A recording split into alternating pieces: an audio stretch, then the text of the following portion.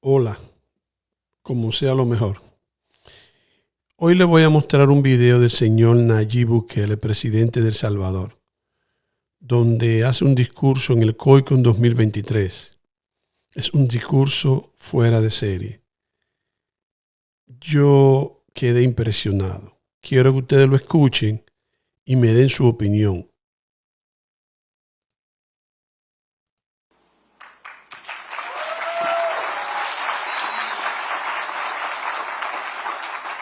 Dios los bendiga a todos.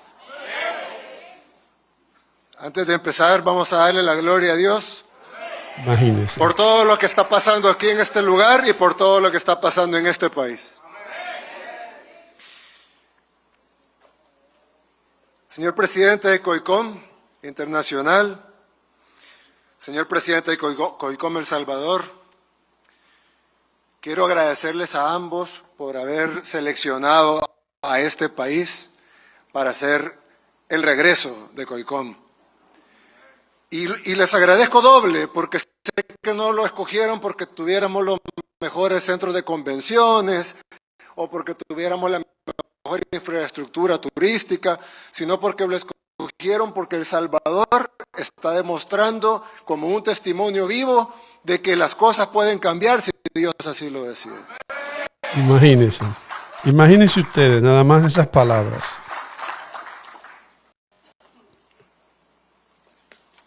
Señores propietarios de medios de comunicación cristianos,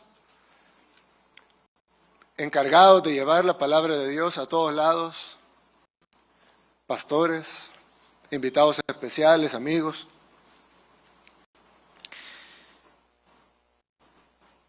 Como les dije hace un rato, El Salvador está viviendo una transformación que nadie puede negar. Lo ven propios y extraños, lo ven desde adentro y lo ven desde afuera. El pastor Asbun ya lo mencionó hace un rato, pero casi en todos los rincones del mundo se reconoce que El Salvador está viviendo una transformación. Y en Latinoamérica, en Asia, en Estados Unidos, en Europa, en todo lugar, la gente ve que El Salvador vive una transformación. Y si pensamos un poco cómo obra Dios, El Salvador, a pesar de su nombre, hace unos años nadie hubiera pensado de que El Salvador iba a tener una transformación así. El Salvador, mucha gente ni siquiera lo podía ubicar en el mapa. Real. Y los que lo podían ubicar en el mapa probablemente lo reconocían por la guerra, Por la por las violencia. pandillas, por el éxodo de su pueblo buscando oportunidades y seguridad en otras partes del mundo. Era poco lo bueno que se conocía en nuestro país. Y no era para menos. Llegamos a ser la capital mundial de los homicidios. El Salvador tenía más homicidios per cápita que en las zonas de guerra. Había más homicidios acá que en Bagdad. Había más homicidios acá que en África. Cualquier país de guerra, en guerra en África. No había un tan solo país en el mundo que tuviera más homicidios per cápita que El Salvador. El país era... Imagínense. O sea, era un campo de batalla. Un campo de batalla. No en sentido figurado, literalmente el país más peligroso del mundo. No en los 80s en la guerra, no, hace poco, hace apenas unos años. El país más peligroso del mundo. Necesitaba una restauración, necesitaba una transformación y además se llamaba El Salvador.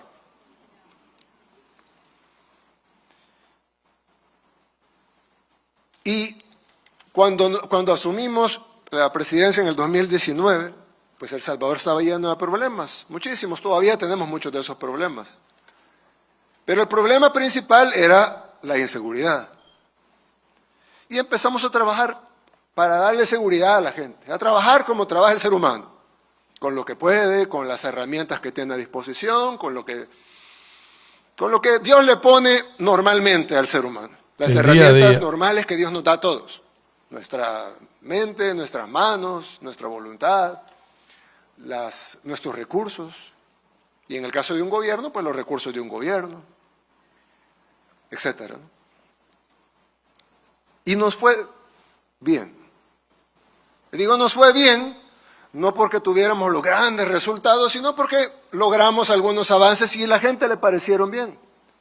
Tanto que la gente nos dio más apoyo y más apoyo. Y nosotros estábamos contentos con lo que habíamos logrado. Habíamos bajado de tener 15 homicidios diarios a tener 4 homicidios diarios. Es mucho. Pero seguía siendo un país muy, muy, muy inseguro. Gente desaparecía, prácticamente era raro el negocio que no era extorsionado por las pandillas. Seguían habiendo una tasa de homicidios altísima. Habíamos salido, sí, del top 5 mundial, pero seguíamos siendo un país. No se podía decir que estábamos viviendo una transformación divina o que Dios nos estaba sacando de donde estábamos, simplemente se podía decir que estábamos actuando humanamente bien. Antes, y he hablado de esto en otras ocasiones, no voy a aburrir con ese tema, pero yo siempre digo, cuando hemos hablado, pastor, con diferentes pastores, siempre hablamos de que cuando se libra una batalla en la tierra, se libra una batalla en el mundo físico, pero a la vez se está librando una batalla en el mundo espiritual. Sí. Si la batalla que libramos nosotros en el mundo físico no está acompañada de una batalla en el mundo espiritual, no está acompañada de una victoria en el mundo espiritual, los resultados no van a ser tan sorprendentes.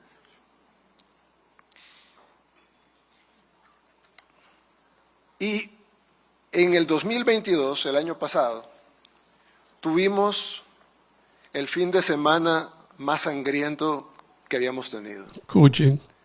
En 3 días asesinaron 84 salvadoreños. En un día asesinaron 60, en uno de esos 3 días asesinaron 62. Imagínense, enfrentar una situación tan alta en delincuencia. Cada 15 minutos nos avisaban de otro homicidio. Traten de imaginar la impotencia que se siente cuando cada 15 minutos ustedes reciben el anuncio de otro homicidio en otro lugar.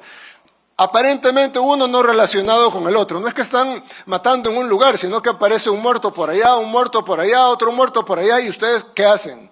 Tienen una policía, tienen un ejército, pero ¿hacia dónde lo dirigen? ¿Hacia dónde los envían? Cada 15 minutos otro homicidio, otro homicidio, otro homicidio. Recuerdo que nos reunimos hasta altas horas de la madrugada. Estaba el ministro de Defensa, estaba el ministro de Seguridad, el director de la policía, el fiscal general, alguna gente de mi equipo cercano. Y decíamos, ¿qué hacemos? ¿Qué podemos hacer? ¿Hacia dónde atacamos? ¿Hacia dónde dirigimos? ¿Hacia dónde? ¿Qué hacemos? En ese momento el director de la policía me dijo, presidente, creo que podemos controlar la situación, estamos desplegando a la policía en varios lugares y probablemente vamos a tener esto controlado para la mediodía de este día. Estábamos ya a las 2, 3 de la mañana. Pasó la mediodía, no teníamos controlado nada, todo se puso peor. 1 de la tarde peor, 2 de la tarde peor. Ese día, el día peor, fue el día que llegamos a 62 homicidios en un día. Eso es algo... No sabíamos qué hacer. Está difícil de escuchar. Y creo que es de las pocas veces en la vida, si no la mayor, en la que uno se siente totalmente superado en todos los ámbitos. No hay forma de racionalizar algo que ni siquiera podemos asimilar primero. Y no ha terminado uno de asimilar algo cuando viene otra mala noticia. Y cuando no ha terminado uno de asimilarla cuando viene otra mala noticia. Y toda esa responsabilidad sobre nosotros. Y estábamos ahí platicando, otra reunión hasta el amanecer, por supuesto. Y en eso tomamos varias decisiones. Tomen en cuenta eso, escuchen. Y la primera decisión fue confiar en Dios, no tener miedo e ir directamente hacia los terroristas. Imagínense, o sea, la confianza que puso el señor Bukele en Dios. Yo quiero que uno de ustedes me diga qué presidente habla en ese tono y actúa en ese tono. Pero para que funcionara, tenían que pasar 84 homicidios, sí. Pero si ellos decidían dar la orden de que cada uno de ellos matara a alguien, y no estoy hablando de a alguien, a un objetivo militar, estoy hablando de matar a la persona de la par. A una anciana en el bus, a una persona que está caminando en la calle, a una vendedora de frutas. Si cada terrorista hubiera matado a una persona, tuviéramos no 84 muertos, tuviéramos 70,000 muertos.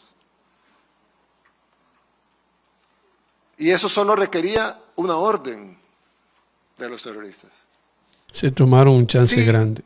Estoy seguro solamente se conseguía algo así con la Pero digamos que 10 mataran a uno. Por cada 10 terroristas un muerto, que sería un fracaso logístico para ellos.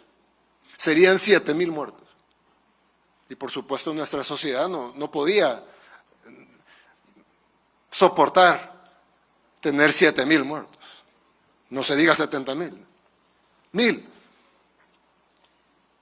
El miedo que teníamos a la respuesta era mayor que la confianza en nuestra capacidad de poder detener la matanza. Son decisiones difíciles.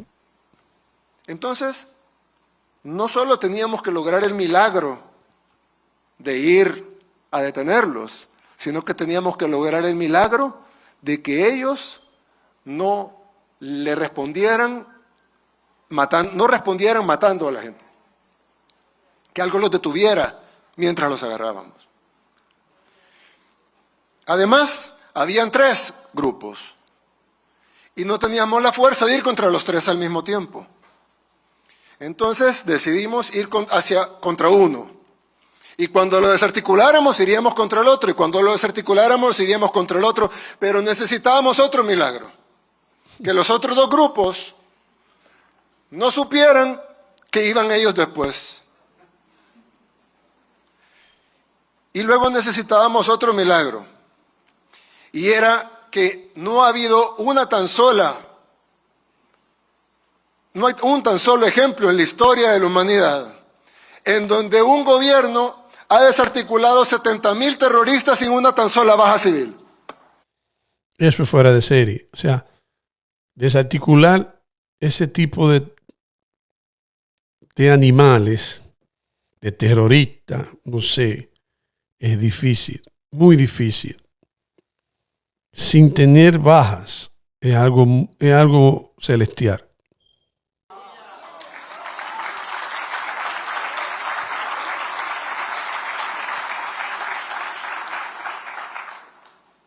Y ese era el milagro más grande.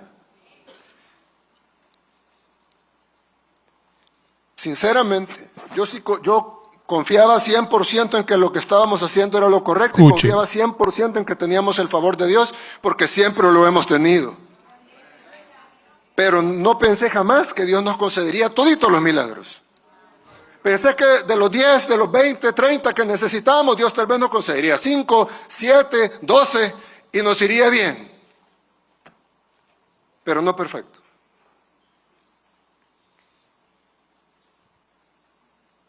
Y iniciamos la operación el día domingo. Para el día lunes no habían homicidios.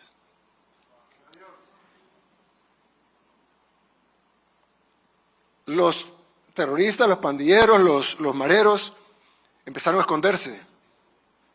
Corrían, huían despavoridos. Se escondían debajo de la cama, adentro de la pila, adentro de las alcantarillas. Huían. Las temibles pandillas que tenían aterrorizado a El Salvador, a Honduras, a Guatemala, a ciudades enteras en Estados Unidos, en Italia. Las pandillas más temidas del mundo, corriendo despavoridas. ¿Quién puede lograr eso más que una guerra espiritual ganada? Ya usted entiende por qué hablo así. Nosotros estábamos luchando una guerra acá. Y alguien puede decir, bueno, pero qué bien, felicidades a los hombres de uniforme que lograron esta operación. Pero casi ni dispararon. Solamente Dios, cosas de Dios. Escuchen bien. Porque la guerra se ganó a nivel espiritual. Y nosotros fuimos el reflejo de esa guerra espiritual. Aquí se vio el reflejo, así como un espejo. En el espejo se ve que algo se está moviendo, pero en realidad nada se mueve en el espejo. El que se está moviendo es uno y en el espejo se ve el reflejo. De igual manera acá nosotros nos vimos en las calles arrestando terroristas, pero realmente solo el reflejo de lo que se había ganado en la guerra espiritual. Por eso El Salvador, que no es el país más rico, que no es el país más tecnificado, que no es el país más poderoso, pero que ni siquiera, hasta suena tonto decirlo, por supuesto que no somos ni por cerca, no somos ni el top 100. Humildad. Estaba logrando lo imposible. ¿Por qué? Porque éramos el reflejo. ¿Y por qué éramos el reflejo? Porque pedimos con fe. ¿Pero por qué también? Porque Dios quería que fuéramos testimonio de su gloria en la tierra. Amén.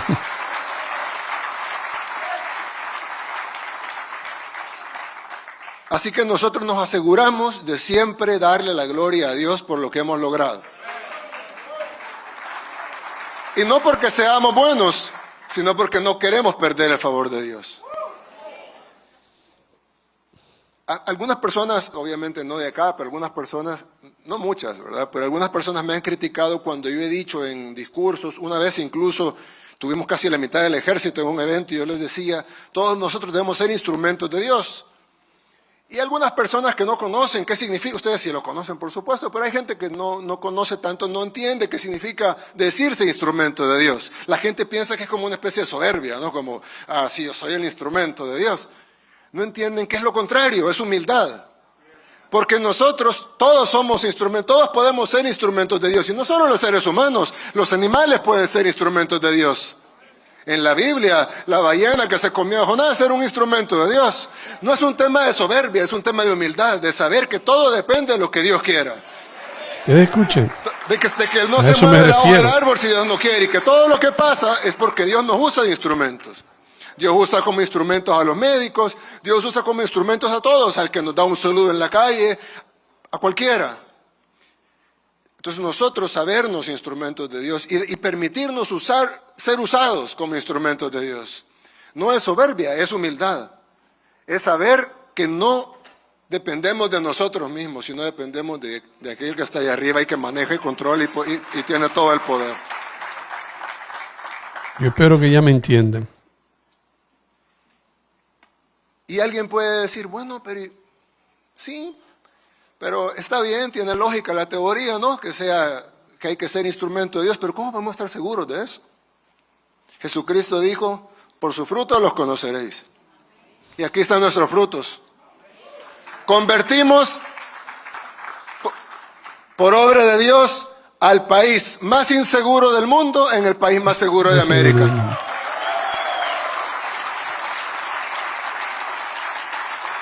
Y cualquier persona puede venir y constatarlo. Cualquier persona de otro país puede ir tranquilamente a cualquier comunidad. Ahorita, al final de este evento, pueden ir a cualquier lugar, a cualquier comunidad. Pueden ver una zona tal vez que se vea oscura o que, no sé, de esas zonas que alguien pudiera pensar que son peligrosas. No se preocupen que no hay ningún tan solo lugar en este país que sea peligroso ya. Imagínense eso, para hablar en ese tono y tener esa seguridad. Hay que estar muy claro. Escuchen. Decir eso después de que éramos el país más peligroso del mundo, es que muchas personas no comprenden la grandeza de la gloria de Dios cuando se manifiesta. Y eso que pasó aquí en El Salvador, y que vamos a trabajar para que siga pasando, porque la maldad siempre está al acecho. Todo el tiempo. Y te mira a los ojos todos los días. Pero eso que pasó aquí en El Salvador, que ahora después de este evento cualquiera de ustedes puede irse a meter a cualquier lugar, caminar, se pierden, no importa, no pasa nada. No les va a pasar absolutamente nada. Todos están totalmente seguros en cualquier lugar, sin guardaespaldas, sin mucha seguridad. Escúchenos hablar, mucha seguridad. La policía o el ejército, en cualquier lugar.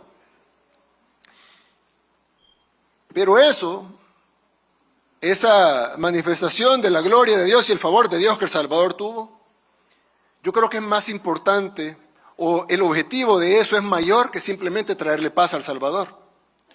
Para mí, como presidente de El Salvador, pues qué bueno que sea paz para El Salvador, pero creo que el objetivo de Dios es mucho mayor. Es decirle a todas las naciones del mundo, pídanme, denme la gloria y yo sano su tierra. Hay personas que critican al señor Bukele y le llaman pichón de dictador. Pero yo quisiera que él fuera el dictador de mi país.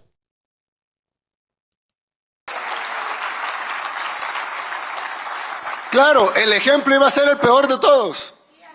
El ejemplo no podía ser agarrar un país medio pacífico, así como, qué sé yo, Uruguay o Chile, y hacerlo más pacífico. El ejemplo tenía que ser agarrar al peor y convertirlo en el mejor. Y entonces no hay nada imposible para Dios. Eso ya lo saben ustedes, ya lo sabemos todos, pero hoy Dios lo demostró de nuevo.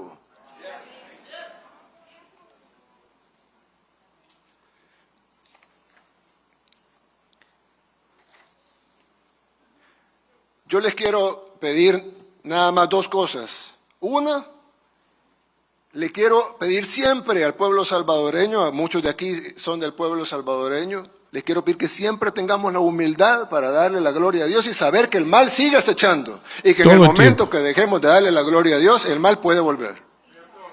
100%. No volverá si le damos la gloria a Dios y clamamos a Él y le pedimos con fe.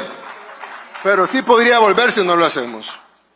Y le quiero pedir a todos los demás, que son la mayoría, que no son del Salvador, que oren por nosotros, que oren por nuestra tierra y que oren por nosotros. No solo porque somos un país hermano y pues así como todos merecemos oración y sobre todo cuando la solicitamos, sino porque nosotros podemos ser un ejemplo para sus países, para sus tierras, para sus labores pastorales en esas tierras.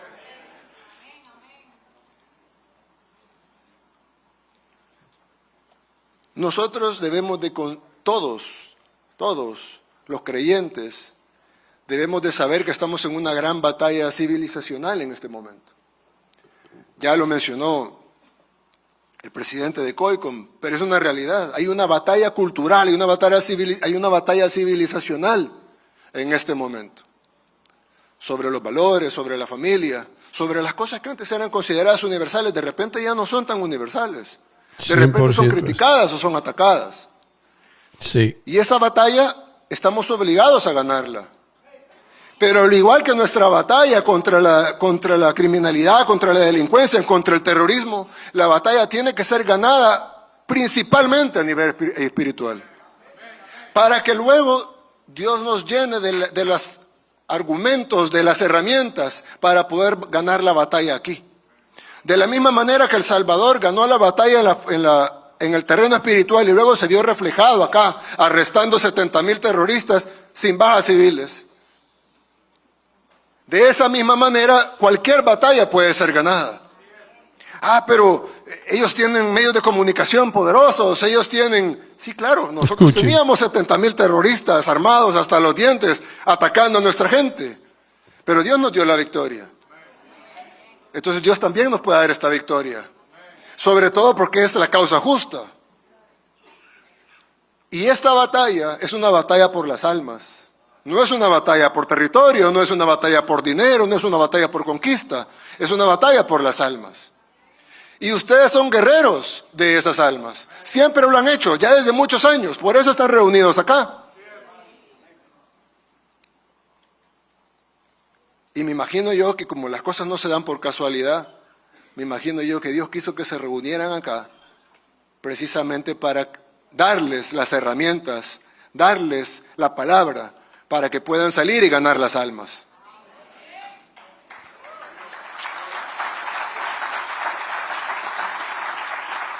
El testimonio. Cuando Todos ustedes saben la historia de Salomón, cuando Dios le preguntó qué deseaba, y él dijo que deseaba sabiduría. Y Dios le dijo, te daré la sabiduría, pero también te voy a dar todo lo demás que viene por añadidura por la misma sabiduría. A Dios hay que pedirle sabiduría. Oremos por eso. Y Pidámosle a salud. Dios siempre sabiduría. Y Dios nos va a dar todo lo demás. Todo lo que necesitamos para las batallas que vienen y para el mundo que debemos de construir, para las almas que debemos salvar. Me honran con esta invitación. Ustedes son hombres y mujeres de Dios, gente que le ha dedicado su vida entera al Señor. Eso no es algo pequeño, eso es algo inmenso. Sigamos pidiendo, sigamos orando, sigamos luchando esta batalla en el terreno espiritual y todo lo demás se va a reflejar aquí en la tierra. Que Dios los bendiga a todos. Sepamos que sin Dios nada es posible, pero con Dios todo es posible. Bueno, me gustaría ya al terminar el video que me dieran su opinión. Me encantaría que muchos mandatarios escucharan al señor Bukele. Yo siento que está bendecido por Dios, tiene la ayuda de Dios, la bendición de Dios. Y por último, cuando pones a Dios en primer plano, muchas cosas maravillosas pasan. Chao, los veo.